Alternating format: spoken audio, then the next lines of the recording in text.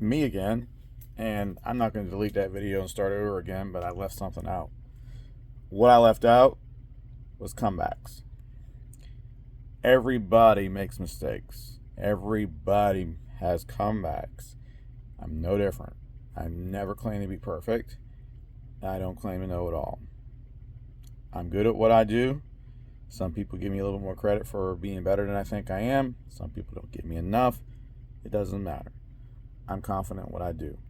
That being said, if I work on your car and there's an issue with it and you're not local to me, which most of the customers aren't, it is your responsibility to get with me and get the car back here, as inconvenient as that may be, and give me the first chance to diagnose what happened and say, if it's workmanship error, I'll fix it.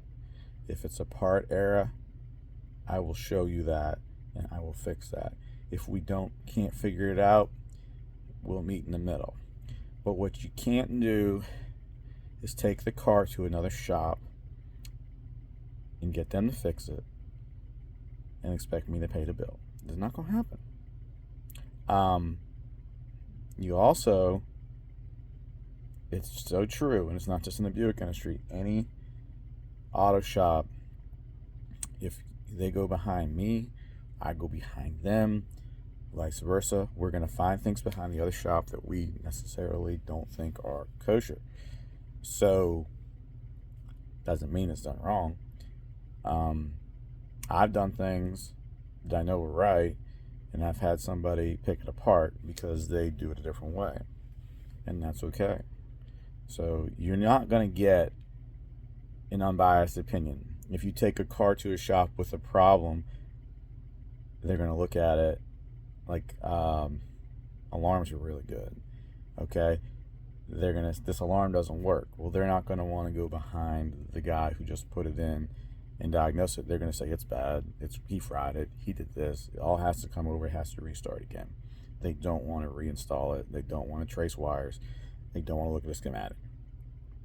Same thing with the engine. Same thing with the transmission. Tune, whatever. That's the way it is. We all have our defaults. We know what works for us. So I've built many engines. I've had some failures. Y'all remember the stage stroker, don't you? I'm still standing here, and me and that customer are friends. There's other things that I've done. Every single one of them, I've owned them, and I will continue to own mistakes, and I will continue to make them right, because I'm human, and I learn from my mistakes. But that being said, I do everything possible to make things go out of here correctly the first time. I drive these cars lots of miles on these serious builds, and I vet them. Even on stock rebuilds, I still drive them a little bit before I let them go. Chip cars. So things leave here and they're tested, and they're done in batches. And since I work on the same things, I know, like the example, I built a bunch of engines 5.5 years ago. I had my rod hone was off. And all of those engines all had an issue. And a couple of those engines didn't make it out of here, or didn't get installed.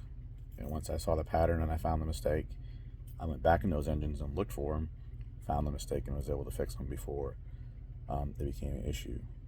So things happen. Tooling gets off. Mistakes get made.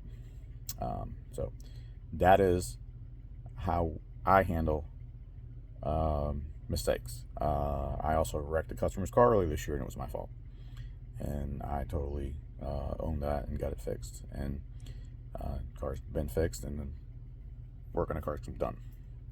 My fault. I owned it. You're not looking at a liar. You're looking at somebody who deals in the truth. So that is how I feel about things that I do wrong and how I'm going to handle them.